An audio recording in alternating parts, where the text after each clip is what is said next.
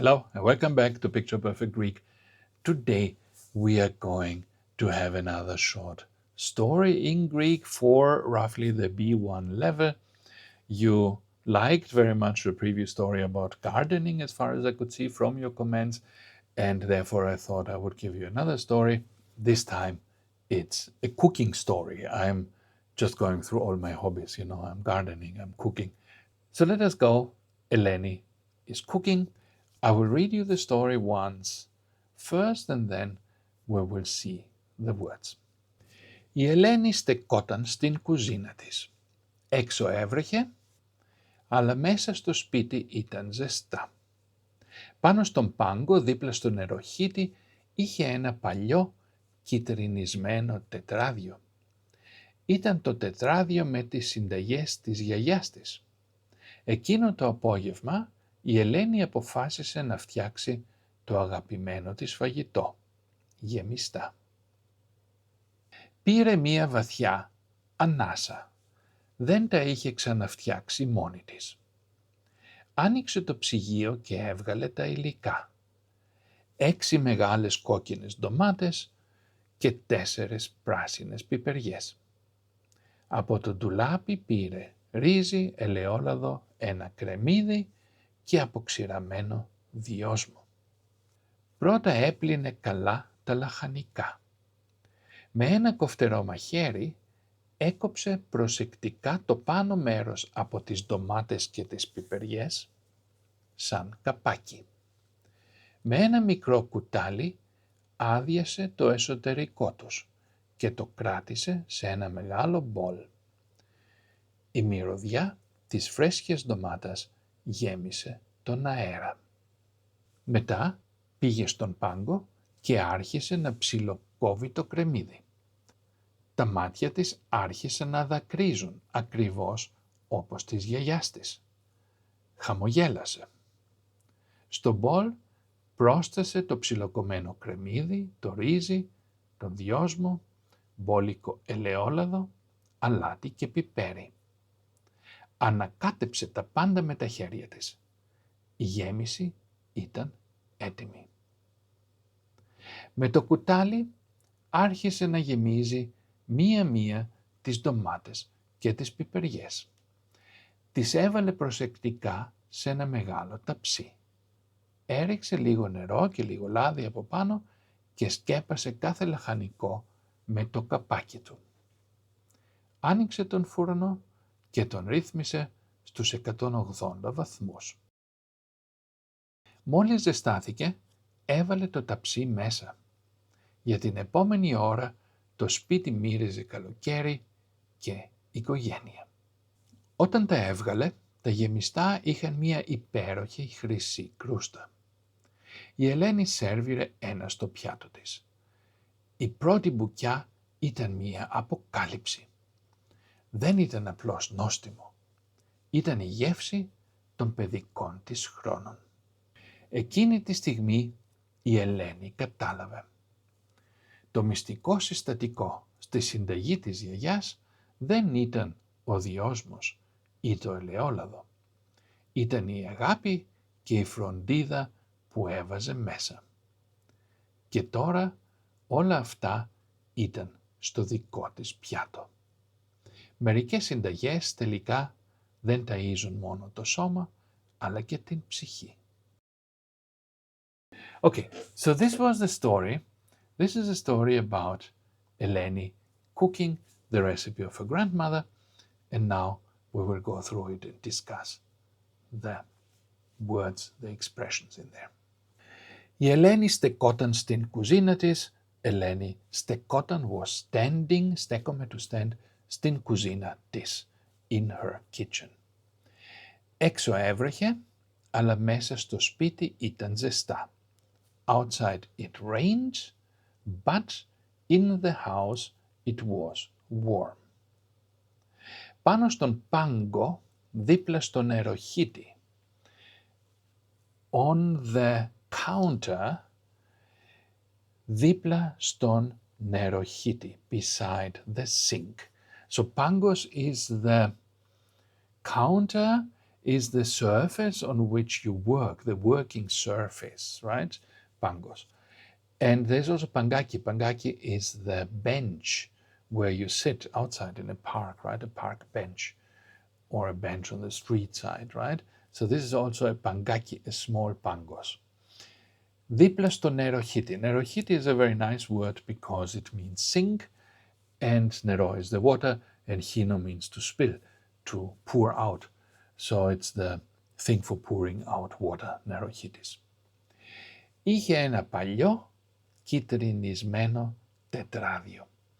She had, είχε, ένα παλιό, an old, κυτρινισμένο, yellowed. So it had become yellow from age. It was not yellow as a color, then you would say κίτρινο. This is κυτρινισμένο, like in English. When you say it's a yellow thing, then it's yellow painted. But when you say it's yellowed, then it means, it has become yellow with time. And what is it? It's a tetradio. Tetradio means notebook, a paper notebook, as they are used in schools, especially primary schools, but also secondary schools. Tetradio is something that everyone associates with being in school. After you graduate from your school, most people never again see a tetradio. For notebooks, in other situations, you would perhaps use other words like a block, which is, a block of paper, or you would just say, my paper, στα χαρτιά μου. But tetradio has a very schoolish ring to it, and everybody associates it with being in school. And tetradia are sold because, so many people go to school. They are sold almost everywhere, and you find them very easily in all paper shops, but also sometimes on the perimeter, on the street corner, you can buy a tetradio. And traditionally, Greek tetradia have a blue cover outside, which is plastic. Inside they have normal paper, but the cover is of a kind of very durable plastic because it's made for children to throw around. And it has a little transparent plastic pouch where you put the name, the tag with the name. So it looks a little bit like those tags that you have on luggage when you travel, where you have this transparent little thingy where you put in the paper card with your name. And tetradia have the same thing. They have on the outside a place to put your name because they're made for school. This very typical tetradio I've never seen anywhere else. I lived in Germany, now I live in Hong Kong. I've been to England, various places. I never saw the Greek tetradio really anywhere. Unfortunately, I don't have one to show you here, but I will find a picture on the internet and I will put it here. So tetradio is itself a memory from childhood. And this grandmother had this tetradio, which again, probably she had from her childhood, or perhaps it's Elenis tetradio when she was in school. And the grandmother used this to write the recipes in it. Another word, by the way, since we are doing words, σημειωματάριο would be another way to say it for grown-ups. Σημείωση, σημείωμα is the note, and a note book or a note-taking thing is a σημειωματάριο. It's another way to express this. But for school, it's always tetradio. So, ήταν το τετράδιο με τις συνταγές της γιαγιάς της. Εκείνο το απόγευμα, this afternoon, η Ελένη αποφάσισε, Ελένη decided, να φτιάξει το αγαπημένο της φαγητό, to make her beloved, favorite φαγητό, food, γεμιστά, filled vegetable, stuffed vegetable. So the thing is, you will see it in the text, but essentially you take big tomatoes, cut the top off, hollow them out, and with the pulp you got out of the tomato, you mix this with rice and some herbs and some, sometimes meat, and you put it back, you stuff it back in the tomato, and then you put it in the oven for a while, and then you serve it. So this is a very common Greek dish. It's very tasty, and it's very traditional. Πήρε μία βαθιά ανάσα. She took a deep breath. Anasa is the breath, and not so much the breath in terms of, functionally breathing, although it can be also, but you often say this is an expression of some emotion. She took a deep breath, she prepared herself for something that required some emotional engagement. Δεν τα είχε ξαναφτιάξει μόνη της. Δεν τα είχε, she had not, ξαναφτιάξει. Ξανά is a prefix here that means again, and φτιάχνω means to make, in this case to cook, and ξαναφτιάχνω is to make again, to cook again. And you have this ξανά as prefix very often. Ξαναπίνω, I'm drinking again, although I just drank a glass of water. Ξαναλέω, I'm saying again.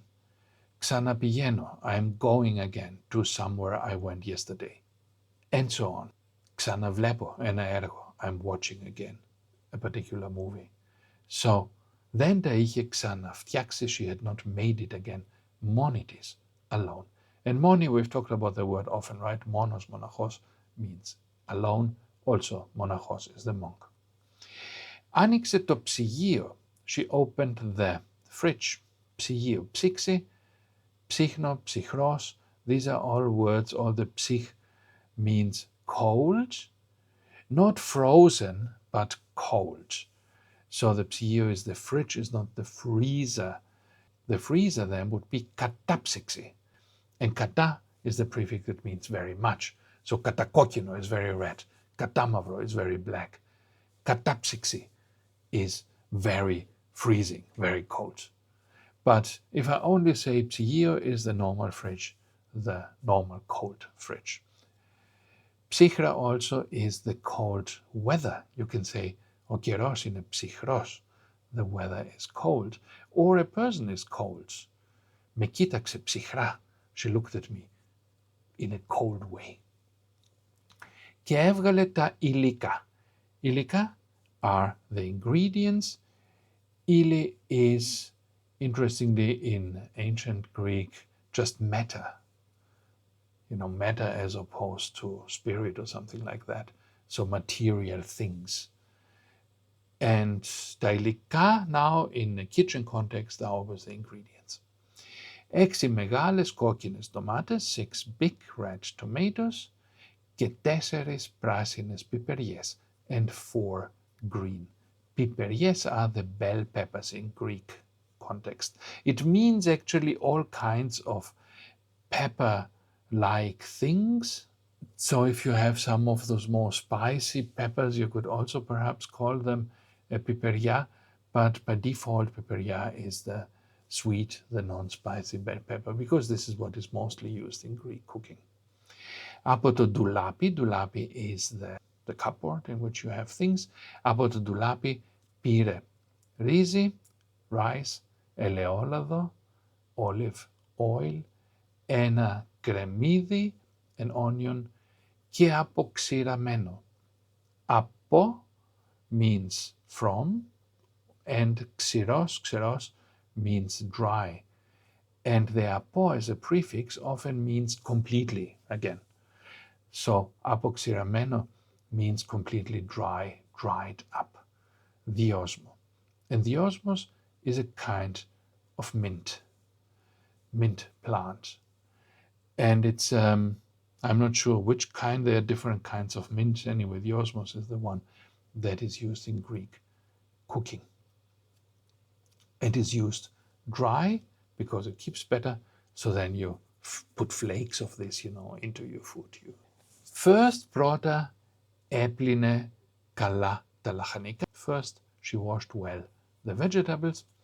Με ένα κοφτερό μαχαίρι, with a well-cutting μαχαίρι, knife, έκοψε προσεκτικά το πάνω μέρος από τις ντομάτες και τις πιπεριές.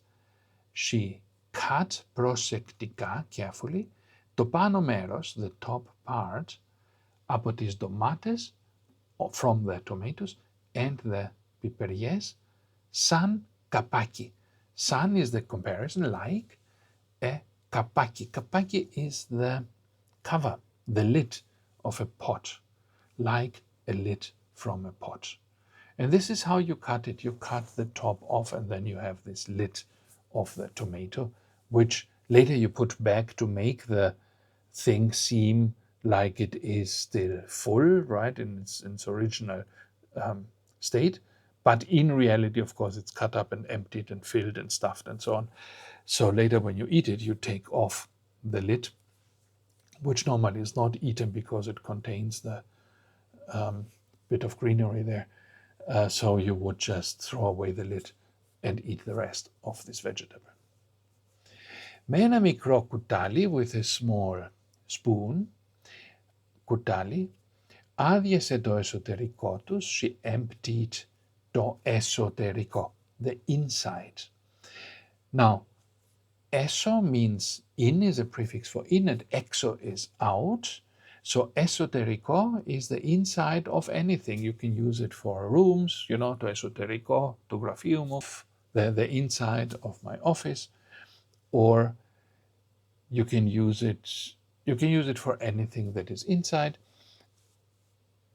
And exoterico is everything that is outside.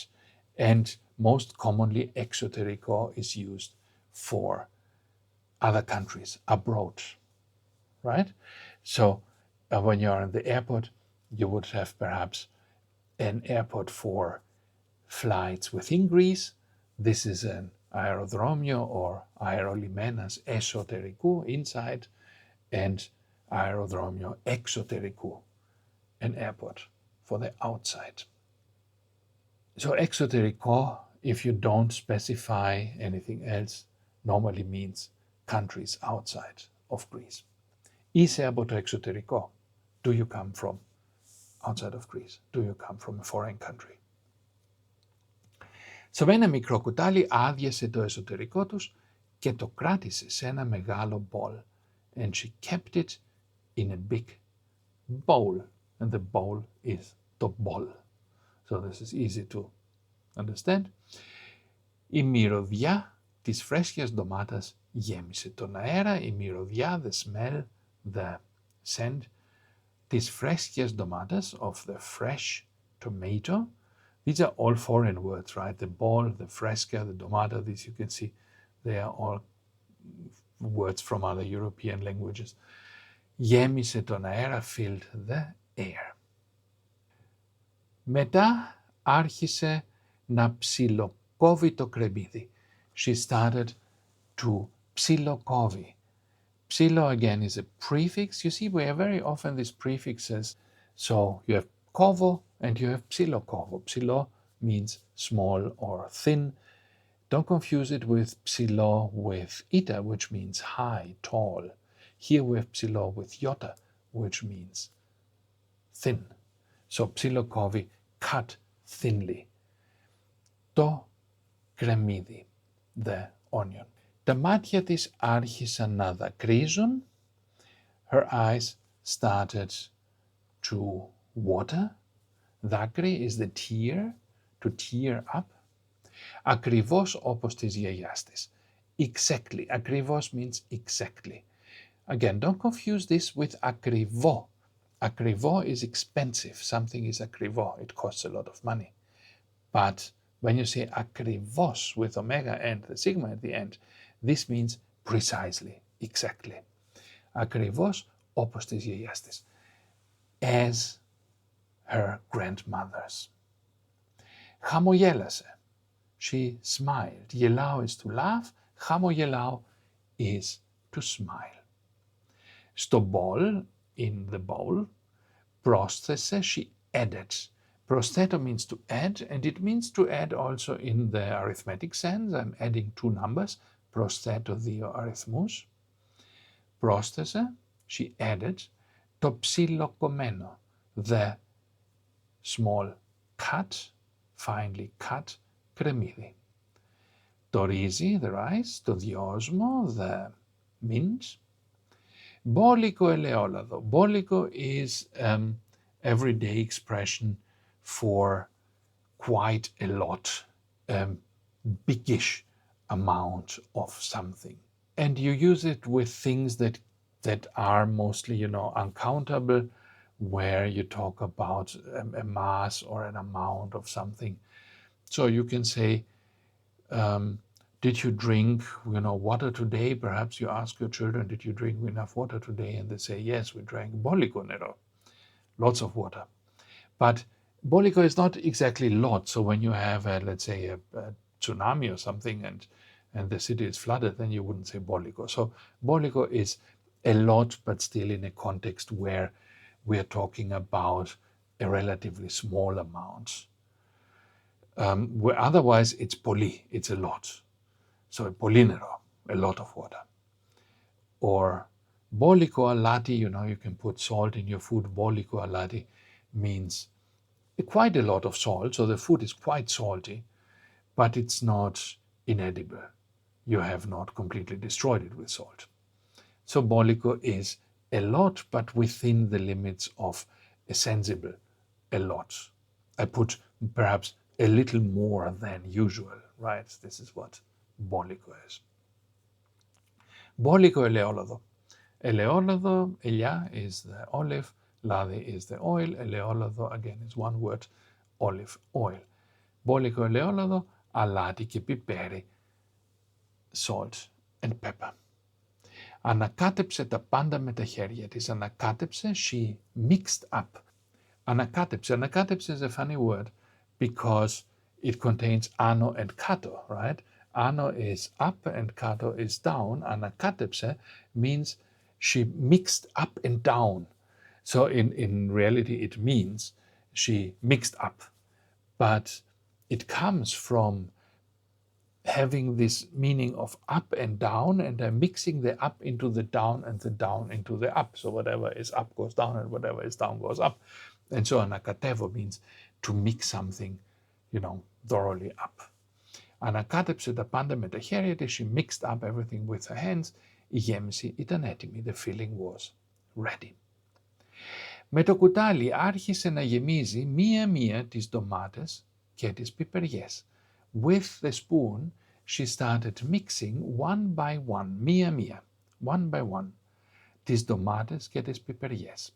So this one by one you can say also in other contexts, I'm counting my students in class one by one. Τους μετράω έναν, one by one. Τις έβαλε προσεκτικά σε ένα μεγάλο ταψί. She put them carefully, προσεκτικά, σε ένα μεγάλο, in a big ταψί.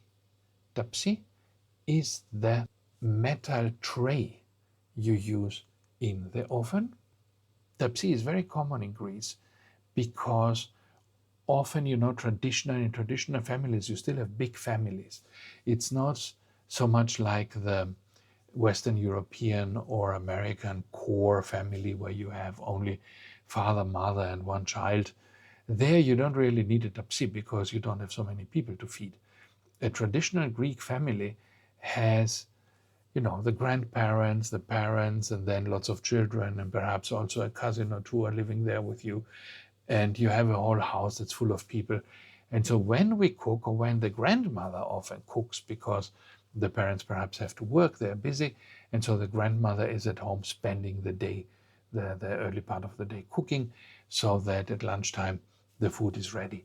So this is this traditional way of living, where every generation is contributing something. Children are going to school, parents are working, and the grandparents are about the house, and doing the housework. And so when the grandmother cooks, she will always make a tapsi of food. A tapsi is a tray, a big tray. And sometimes these look like nowadays like the trays you put in the oven, but traditionally a tapsi would be most often round and have a relatively high border so that you can fill it with saucy things like here, you want your tomatoes, your stuffed tomatoes to be in a sauce with oil and so on. So you need to have some depth to it so that things can swim in sauce and oil. So often they carried this thing in old times to the baker because people did not have in their home an oven big enough often. And traditionally the bakeries were doing this service. They had the oven running anyway because they were baking bread all day.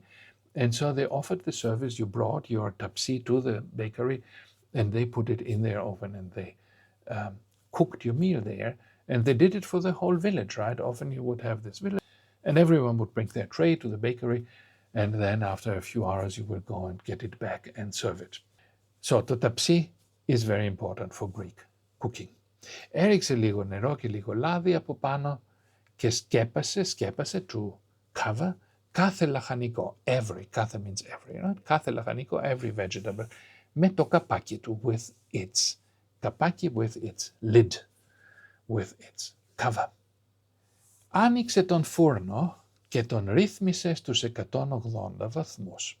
She opened the furnace, the oven, and ρύθμισε, she dialed in. Ρυθμίζω is to dial something in, to adjust something numerically, precisely. Τον ρύθμισε στους 180 βαθμούς, 280 degrees. This is of course Celsius. I already said it in the video about weather, that the Greeks would always count Celsius degrees, right? Μόλις ζεστάθηκε, as soon as, the μόλις here means as soon as something happens. You can use it in all sorts of combinations. Μόλις ζεστάθηκε, as soon as it was hot. Μόλις έβρεξε, as soon as it rains. You can also use it alone. Μόλις έβρεξε means it just rains. Then the sentence is finished there, right? It rains, somebody comes in and you say, and he says to you, you know, μόλις έβρεξε, it just rained. Μόλις ζεστάθηκε, the oven is just now warm. But you can continue the sentence and then it means the moment this happened, something else happened. So μόλις ζεστάθηκε, έβαλε το ταψί μέσα. As soon as it was warm, she put the ταψί inside. Μόλις ήρθες, φάγαμε πρωινό. As soon as you came, we ate breakfast. Για την επόμενη ώρα, for the following hour, επόμενη is the following, for the hour that followed, το σπίτι μύριζε καλοκαίρι και οικογένεια. The house smelled of summer and family.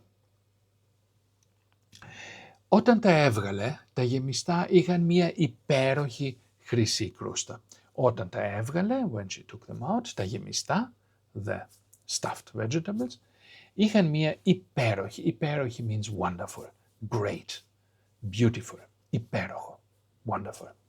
Χρυσή, golden, crust. Η Ελένη σέρβιρε ένα στο πιάτο της. Ελένη served one on her plate. Η πρώτη μπουκιά ήταν μία αποκάλυψη. The first taste was an αποκάλυψη. Αποκάλυψη, again, a beautiful old Greek word. Apocalypse means revelation. Literally, to reveal in English also means to open something to view. And apocalypse is similar. Kalipto means to cover something. This is where, by the way, eucalyptus comes from. Eucalyptus, the tree, is a very big tree that covers a big area. So eucalyptus is a tree that covers well. The U means to well, to do something well. So the eucalyptus covers well. The kalima, a kalima is a cover. So you can put a kalima on top of your furniture if you want to paint the house so that the furniture doesn't get dirty. And apo means to remove, right? Apocalypse. You take it off. You reveal something. And the apocalypse, right? This is the word apocalypse is actually the same word, right? Apocalypse is the revelation, the revealing of something. So when God comes again, you know, at the end of times, he will reveal, you know, himself to us, and then this is the apocalypse. And so in this case here, the first buccia. Buccia is Italian, right? Bocca, I think, is the mouth in Italian. So buccia is the mouthful, one mouthful. A bite, right? The first bite was an apocalypse, was a revelation. Then ήταν απλώς νόστιμο. It was not only tasty. Ήταν μία γεύση των παιδικών της χρόνων. It was a taste, μία γεύση των παιδικών της χρόνων. Of her, της παιδικών childhood χρόνων, years. It was a taste from her childhood years. Εκείνη τη στιγμή η Ελένη κατάλαβε. At this moment, Eleni understood. Το μυστικό συστατικό, the μυστικό, is the secret. You can use it as a noun, το μυστικό, the secret. Έχω ένα μυστικό, I have a secret. But you can also use it as an adjective, το μυστικό συστατικό, the secret ingredient.